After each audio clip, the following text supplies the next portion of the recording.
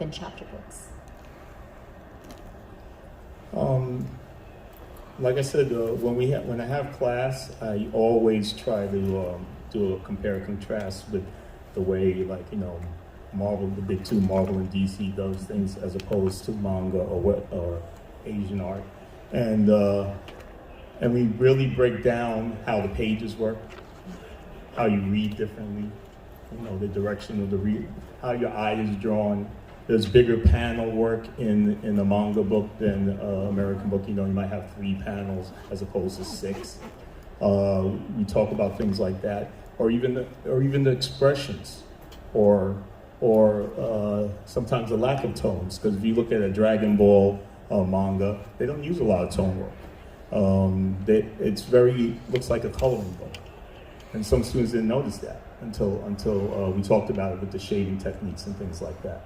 So that's really the way the stories are set up, storytelling wise. They get to learn a little more about their manga and how it's set up. And I'm just kind of curious. So our kids are getting global, like they are. It's not. Yeah. Can you talk about how is that going to change us? How is it changing them already? I'm glad you brought that up. We have 2 new clubs in our school. I'm not the moderator, but those kids hang out with me. We have an Asian Student Association, and our club is working with them. We're going to do a Chinese New Year celebration. So the president of the Asian Student Association is an art club. So I said, how are we going to do this? How are we going to celebrate Chinese New Year, Year of the Tiger? We also have another club where they have a Vietnam student exchange. So 2 times a week, they go and have a pen pal. They go do FaceTime with students in Vietnam. So we're trying to have that connection with culture, and I usually work with other clubs like the International Club and collaborate and try to do things like that. But this year is really, really focused on Asian work and Asian culture. And in some ways, even without having to get on a plane, we can understand each other through this. Yeah, cool. And Joe, why do kids need a guide, a manga guide? You're kind of like a manga guide or Sherpa. Huh? I think because there's just so much of it now, and it's so much more accessible than ever. It could be overwhelming, especially there's so many different genres and works and art styles. So I think it's important to talk to the youth that come into the library, you know, ask what they are looking for, what their interests are. Like, you know, the person did for me all those years ago at Forbidden Planet. So that's how I got started on Cross Game, and it was just kind of, you know, down the rabbit hole from there. So I think it's important to see what they like already, and then tailor, you know, what I recommend to their likes. So I don't inadvertently give them something that they have no interest in at all, and then maybe, you know, they never get into manga. So I think there's just so much of it. It's good to have a guide. And I'm curious how classroom teachers can work with the New York Public Library system. Oh yes, so we are. I don't want to give a plug here, but we do have a partnership with an organization called My Library NYC, where they can. It does cost the school some money. There's a fee, but in return, they can apply to get teacher sets sent to their school. There are manga ones. I wrote them out here. So just examples of the manga teacher sets: Manga Math Mysteries, STEM Manga Guide to Series, STEM Manga Cells at Work. So that's a science series, deals with all kinds of biology and the human body. Various sets of manga assorted titles. So just a big amalgamation of like popular stuff that they can distribute to students, and then they can check them out, see what they like. So My Library NYC is pretty cool. That's one way out of many. But us as, you know, public librarians, we want to get inside the schools and do outreach. That's part of our goals, and sometimes it's easy, sometimes it's hard. But any teachers out there just want to talk to their librarians that are in the neighborhood. Yeah, we're open. And y'all can all reach out to Joe. Yeah. He's at 53rd Library, so now you know him. And I think he has a website with his name on it. Is that right? There's like some of my blog posts are out on the some of his website. blogs. Yeah, they're kind of hidden, but they're there. Yeah. Okay, Google but me. come up and Google him. Joanna, I have a question. You were saying during the pandemic, some teachers actually used video games, and people met on video game. Could you share some of that? Oh yeah, sure. There's a specific article I read while I was doing my research. Is during the pandemic, teachers were using Red Dead Redemption online to have everyone sit around the firework, like the bonfire, and then chat, and then have that kind of classroom chat instead of Zoom meeting, because it's just more relaxing, and then people had more fun in there and learn a little bit history, a little bit. So I just thought that was kind of an interesting gateway point of how do we make kind of this Zoom meeting during pandemic education more fun, because of course kids are back to school now, but there's a lot of that still, and how do we make this communication more interesting through games? So that's kind of one of the things I was looking into, is the next generation of remote teaching. Can I just jump in real quick? A friend of mine, a colleague, he used Among Us for the same type of thing. So with the chat, he would be like, "Oh, this is such a conflict. Someone died," or throwing ELA terms at the things that were happening in the game. So that's what you said reminded me of. Cool. And what are some ways that teachers can incorporate, role play and games into the curriculum?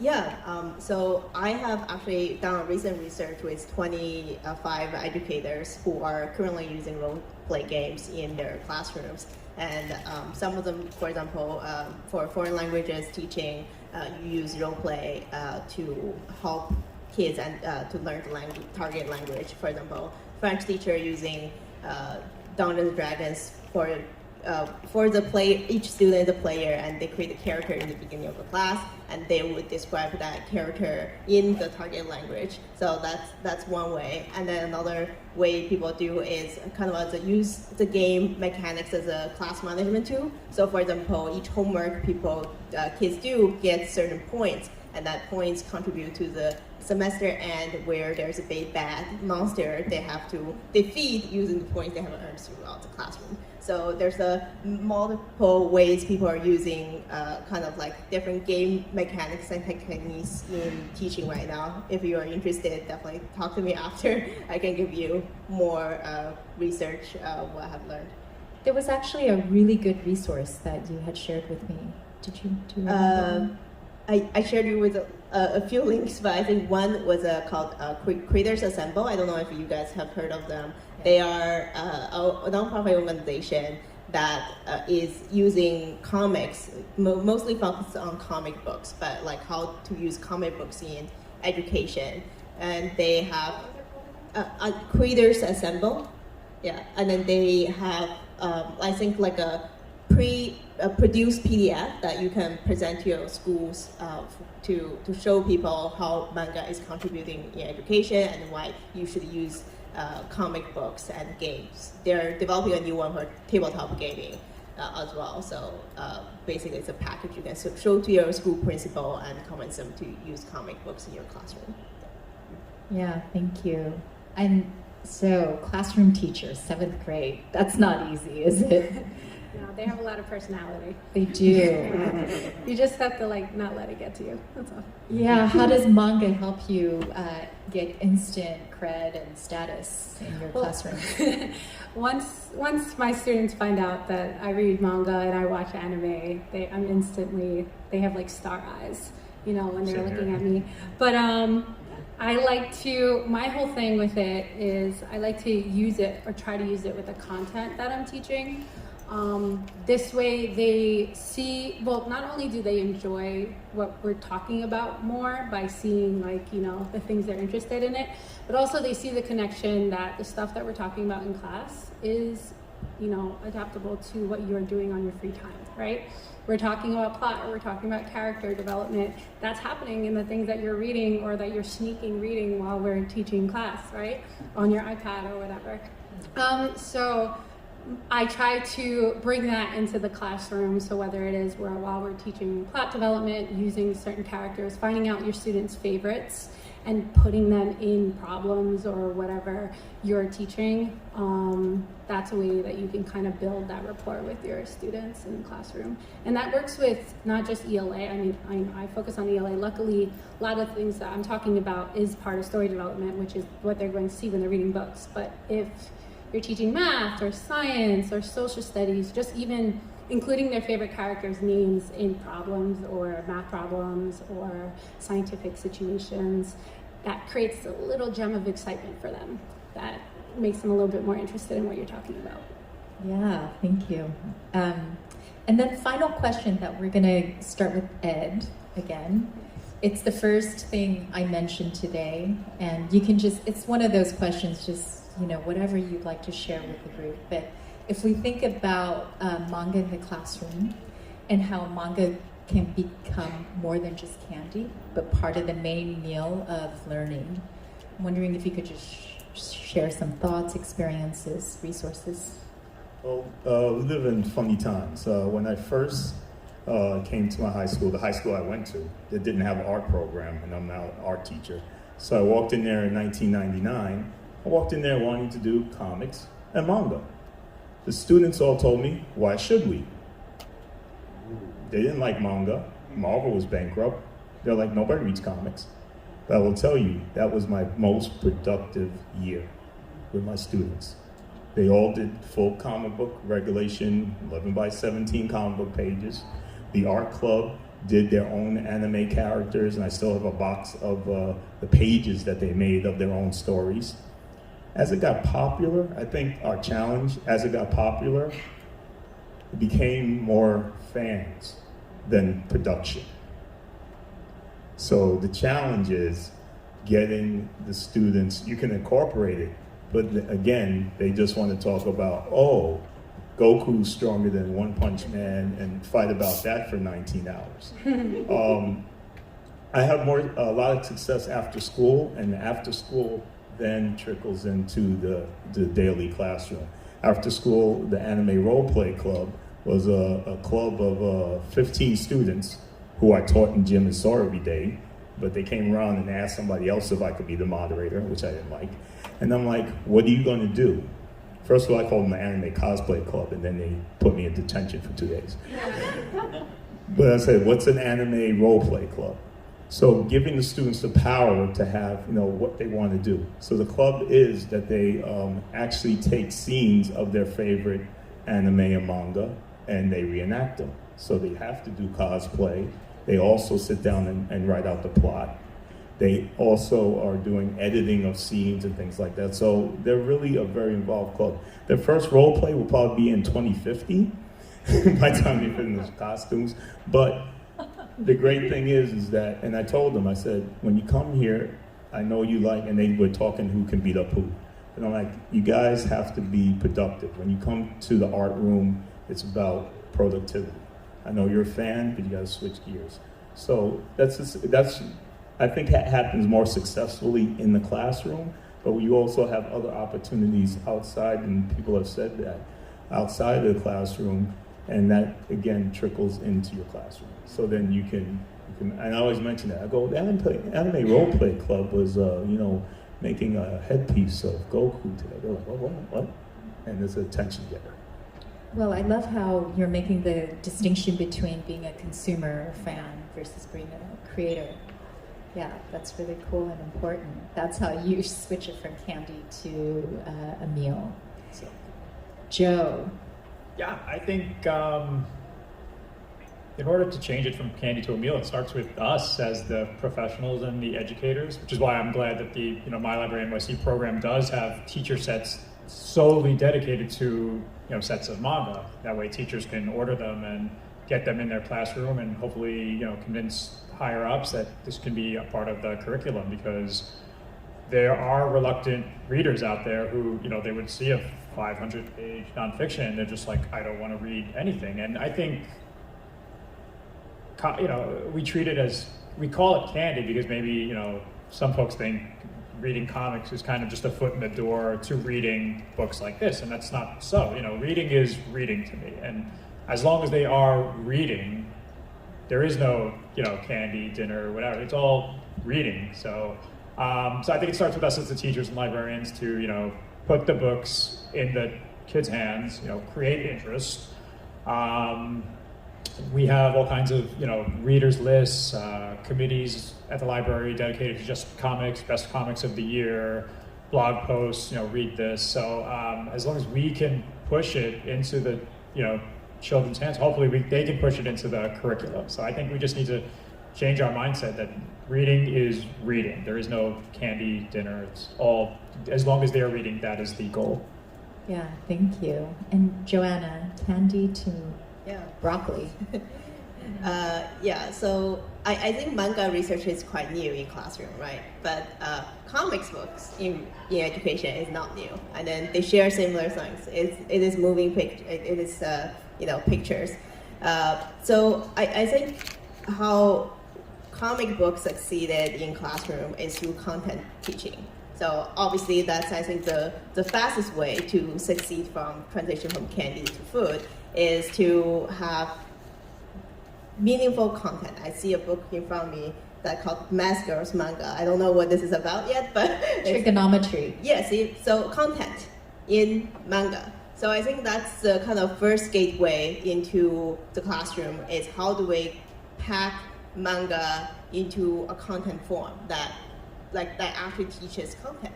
So like I said, I learned from manga about medicine when I was a kid, and then you can have those content of physics, mathematics, STEM, anything, all into a manga form, and that can be used in classroom. Japan has already been using this for years, I know, a lot of teaching content is in manga form now, so I think translating that into English and into classroom is a kind of the next gateway to serve as a kind of mini education tool, at least a start. Your father is a Go teacher. Can you? Yes, I don't know, who knows what game of Go is? Okay, okay, great. This is the first time. So game of Go is a kind of Asian game that's a black and white stones. And my father is a Go teacher in Canada, and I used to work with actually librarians in Canada because there's a manga series called Hikaru no Go. And a lot of kids borrow it, they read it, love it, and then they're like, I'm at a point I don't know what's going on in the manga anymore. I want to learn this game. And they come to my father to say, they do internet search, they say, hey, I want to find a Go school that I can learn Go. And then they come to us and then we teach the kids Go so that they can understand the manga.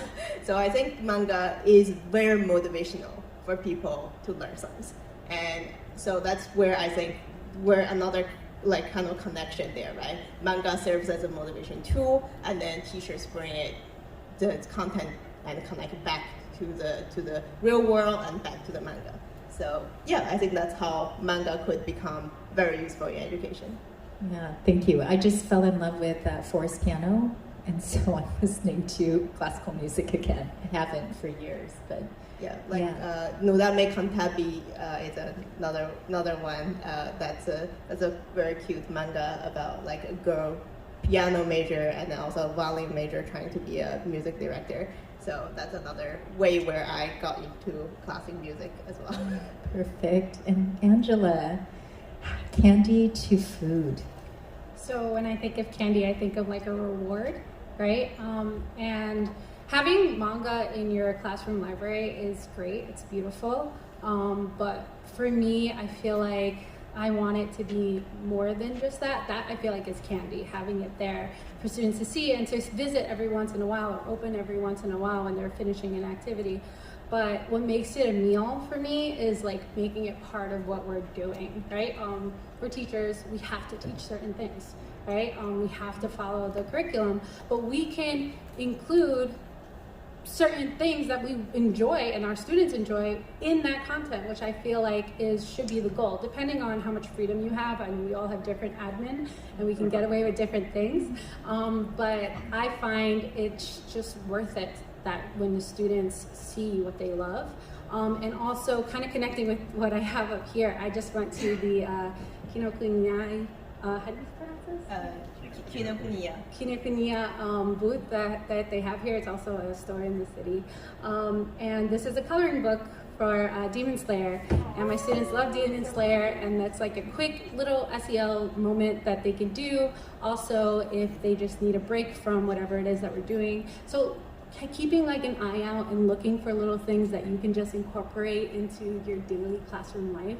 I feel like that's what I've been doing, and I've been seeing a lot of great stuff from it. Thank you. And you were the one who came up with that expression. I love it. Candy to a meal.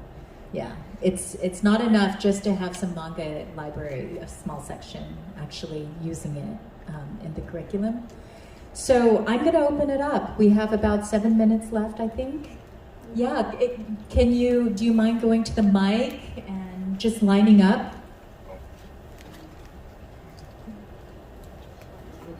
Oh, yay, we have questions.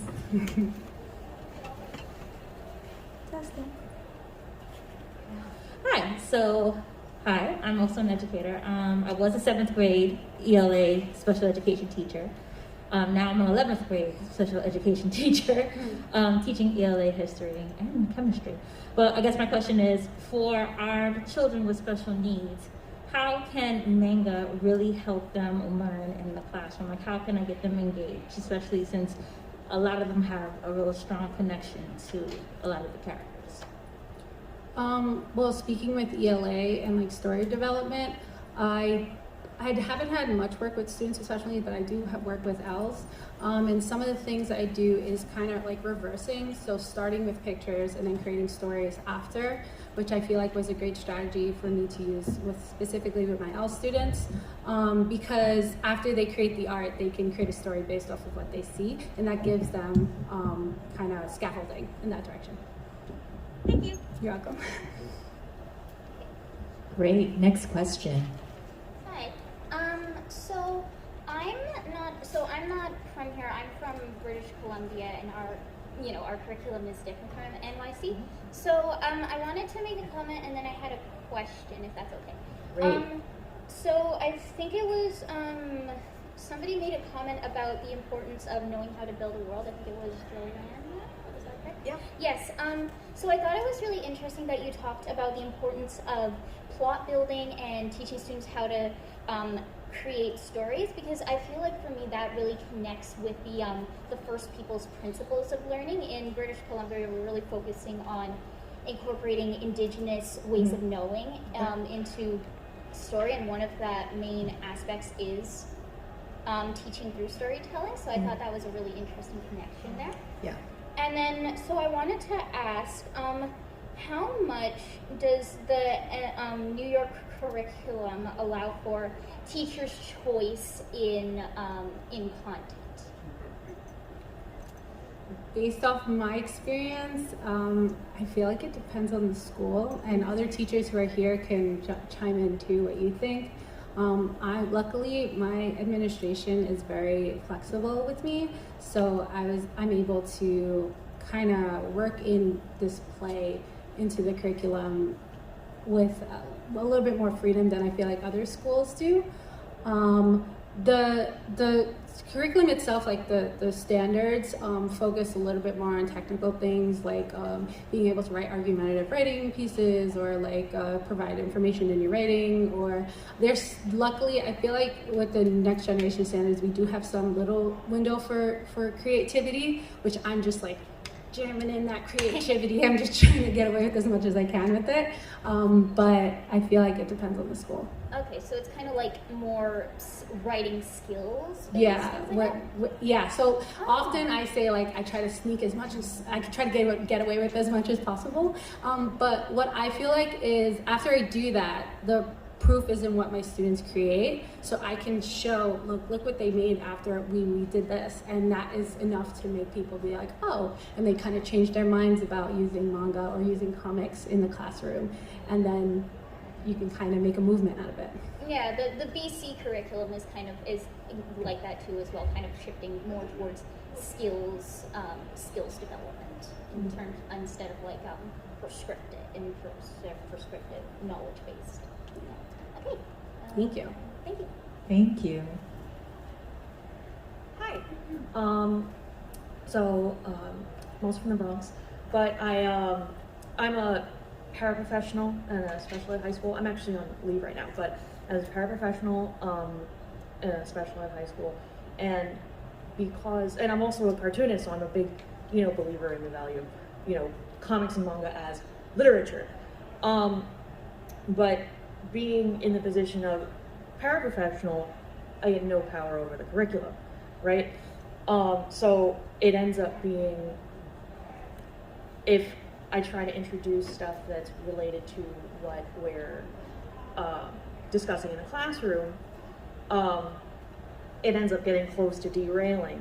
And in addition to having to kind of convince administration of the value of comics and manga, it's also the teacher I'm working with, and convincing them that it's not just a distraction. So I was wondering if you folks had any kind of advice on how to deal with that for someone with a little bit less oversight than a teacher. I would say definitely reach out to Creators Assemble, that organization I mentioned. They do a lot of research in that area, especially how to help teachers and educators in every different level to introduce comics and manga into the classroom. So I think that's a good topic to ask them to provide resource on. Yeah. All right, cool. All right, great. Very straightforward. Hi, I am a elementary school librarian, so pre-K to 6th grade. How can I incorporate manga into the library and not have blood and boobs? Because that's in a lot of them and they want that, and I'm struggling with making sure that I have stuff in the library that's not going to be brought home and have parents see things that I don't necessarily think, like they're reading stuff that I know that's inappropriate, and their own, like Demon Slayer, for instance, they all dress up as that for Halloween. It's very violent, we all know that. But I need to make sure that I'm not going to get in trouble, especially because I have pre-K, like that's the youngest I have. So what's your suggestion for something in that direction? There's a pretty good resource out there called Novelist. You can access it through the NYPL website with your library card if you're a card holder. You can pretty much get the nuts and bolts of any title you may be thinking of before making the purchase. Also, yeah, it's definitely recommend that. Goodreads has a lot of good lists for manga for that age group. I know a lot of it is tough to navigate. Also, you could talk to your librarians, your young adult librarian, wherever your school might be. I tried. They had no idea what manga was or what I was talking about. Are you in the Bronx? I'm in Massachusetts. Oh, you're in Massachusetts. Yeah. All right. I could give you my email and I could send you stuff, list to the NYPL. Okay, great, and we'll put you on the right path because I don't want you to get in any trouble. I don't either. Yeah. Thank you. Oh yeah, sure thing. And we have 1 minute left, so last question, and then we'll take it outside. I'm glad I made it. My question, I'm a high school history teacher in the DOE, and obviously, as every other courses, we're moving towards skills, especially with the New York State regions, and this constant push for rigor, and now the new phrase is cultural responsive teaching. So how would you recommend employing manga with this emphasis surrounding this push for more rigor, cultural responsive teaching, and then of course at the same time, from my fellow colleagues, the Danielson rubric?